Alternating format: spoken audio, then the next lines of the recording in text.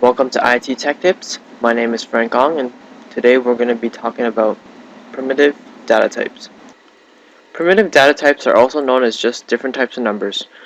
So as you can see, there are different types of storage variables which are used in Java, and the variables are used for storing just different numbers that you want to input, or just different sets of data that you want to input into the program. So here you can see there's a few different types of ways to enter data into Java. So here you can see there's a byte. This allows you to enter numbers from negative 128 to 127. So that only allows for that amount. Here you can see a short that goes to 30,000. The integer is a very common type which is used up to 2,000. The long can go all the way to a huge amount, which most people don't really require, but it's good. It's good to have it. The float is pretty much almost an infinite value, but not completely infinite. The biggest data type you can store your numbers in. Here you can see a double. Doubles contain decimal values, which you'll use in currency or any other calculations later on. Booleans, they store just a true and false value. So it's not really any size, it's just yes or no.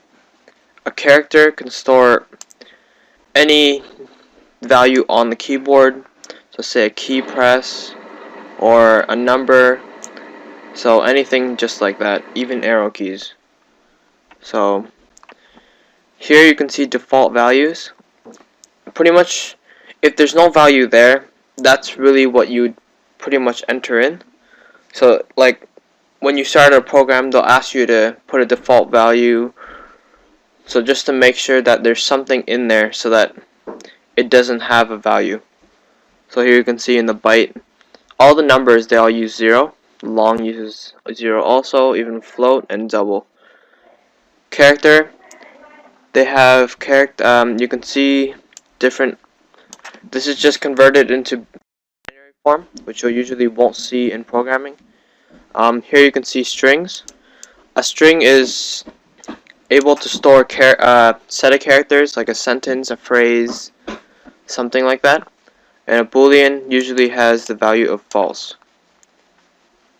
So here we'll go into Dr. Java and we'll show you a brief demo of what it looks like. So here you can see the class variables.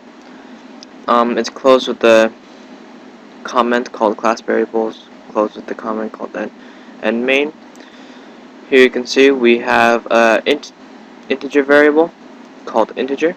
So we set it as an int. So that's how you define the variable: int, byte, double, string, boolean, etc. And then this is what you'll call it. So this is what you'll reference later on in the program.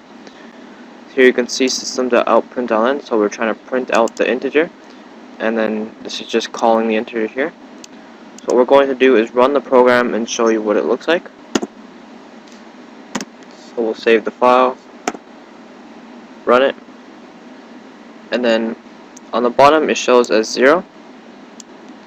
So that's what's stored inside the integer. Say if we change it to 5, and we can compile, which you can also use the button F5 to compile, and for run you can also use the button F2. So you can see on the bottom it says 5. And what we're going to do now is change comment out. So a new one thing you can do in programs, if you're doing multiple testing, you can comment out by using double slashes, as you can see here. So we'll uncomment this sentence or this line of code, and what this will allow you to print is, it'll print the number is. So that's what the quote is. The quote is to store a string. So a string is just a phrase or something like that. And then we'll have the plus. The plus means you can add more to it. So you can add more to that one phrase. And then you can have integer. So this will say the number is the number 5. And then you can also add something onto it, like say a period or something. So we'll add a period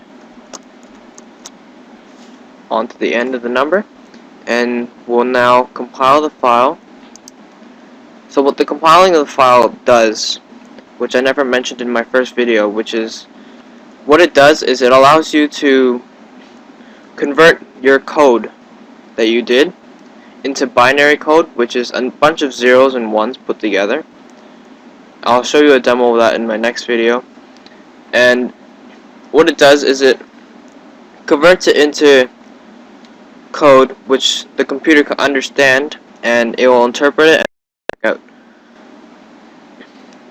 So we'll compile the file, we'll run the file, and you'll see on the bottom it'll say the number is 5.